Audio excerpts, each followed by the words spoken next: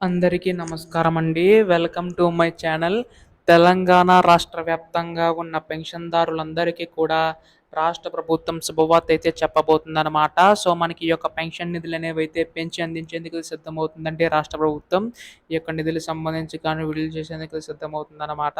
అయితే ఈ యొక్క నిధులకు సంబంధించి ముందుగా ఏ జిల్లాలకు జమ చేయబోతుంది రాష్ట్ర ప్రభుత్వం అనేది ప్రతిదీ కూడా ఈ వీడియోలో వివరంగా తెలుసుకుందామండి.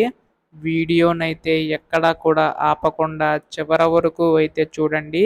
అంతకంటే ముందు చాలామంది వీడియోనైతే చూస్తున్నారు కానీ సబ్స్క్రైబ్ అయితే చేసుకోవడం లేదు. కింద కనబడుతున్న సబ్స్క్రైబ్ బటన్ క్లిక్ చేసి సబ్స్క్రైబ్ అయితే చేసుకోండి. అలాగే పక్కనే ఉన్న బెల్ ఐకాన్ కూడా ఆల్‌లో పెట్టుకోండి. దాని ద్వారా నోటిఫికేషన్ సంబంధించి ఎటువంటి చిన్న అప్డేట్ వచ్చినా కానీ మీకైతే తెలుస్తది. అలాగే వీడియోకైతే లైక్ చేయండి. మరికొంతమందికి సమాచారం అయితే తెలుస్తది. ఇంకా ఆలస్యం చేయకుండా వీడియోలోకైతే వెళ్ళిపోదాం. సో, ప్రస్తుత తెలంగాణ రాష్ట్ర వ్యాప్తంగా ఉన్న పెన్షన్‌దారులందరూ కూడా ఎదురు చూస్తున్న పథకం ఆసరా చేయూత పెన్షన్ పథకం అండి.